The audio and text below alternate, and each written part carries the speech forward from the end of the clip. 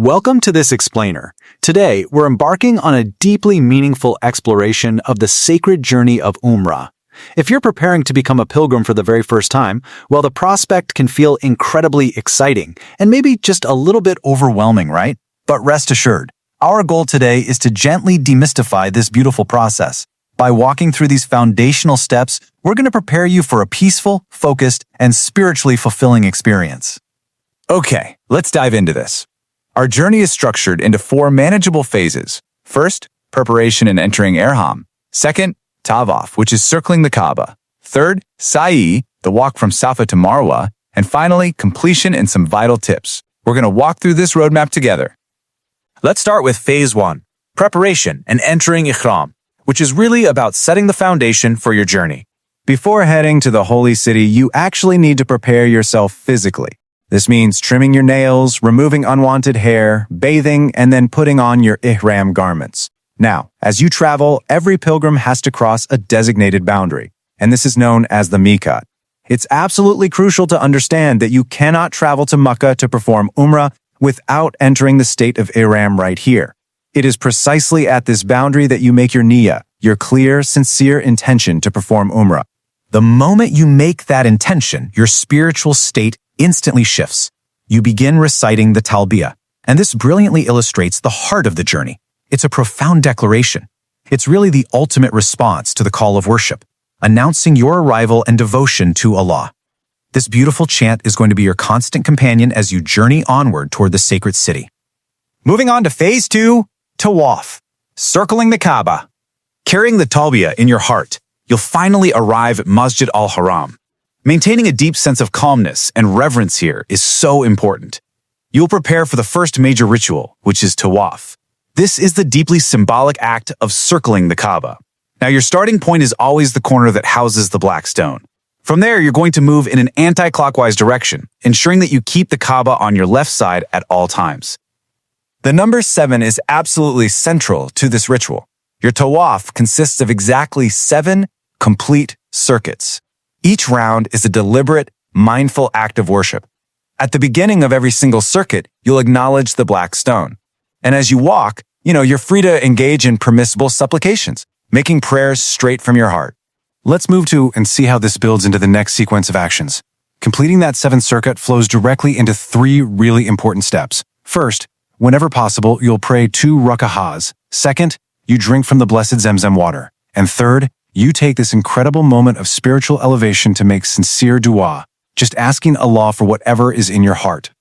Next up is Phase 3, Sa'i, the walk of faith from Safa to Marwah. Physically refreshed by the Zamzam water, you'll proceed to the hill of Safa. This is where Sa'i begins.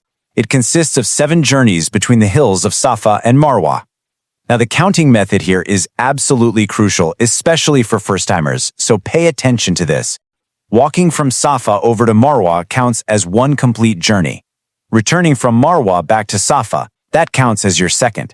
You'll just continue this alternating pattern while engaging in continuous remembrance of Allah.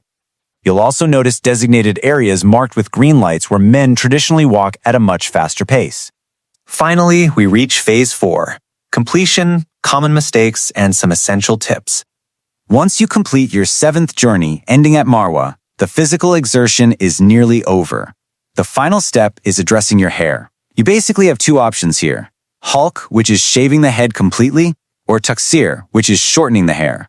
Once this is performed, according to the specific rulings for men and women, the major restrictions of Ihram are officially lifted.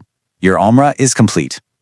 So the crucial point is, while these steps might seem straightforward, human error definitely happens, especially in large crowds. Being aware of common mistakes is going to ensure a much smoother journey for you. First, literally never cross the Miqat without entering Ihram. Be super mindful of your counting during Tawaf and Sa'i. It's easy to lose track. Also, it is vital to avoid pushing or shoving others. Patience is key here. Keep in mind that while making dua is highly encouraged, treating specific, scripted duas as absolutely mandatory for every round is actually a misconception. Finally, try to avoid the distraction of taking unnecessary photos. And whatever you do, don't let fatigue cause you to lose your temper or your patience. Alongside avoiding those common pitfalls, practical preparation is just as important. The physical demands of Umrah are very real, for sure, so please stay hydrated. Keep your belongings safe and secure at all times. always listen to official instructions and crowd control guidance. It's there for your safety. Make sure to stay with your group, and if you ever need detailed religious rulings, verify them with a qualified scholar. Above all else, prioritize your worship, your patience, and maintaining impeccable manners. Let's take a moment to quickly recap this profound roadmap. You start by entering Ihram and making your Niyyah at the Miqat. Then you recite the Talbiyah. Upon your arrival at the mosque, you perform the 7 circuits of Tawaf, followed by praying 2 Rak'ahs and drinking Zamzam. After that, you complete the 7 alternating journeys of Sa'i.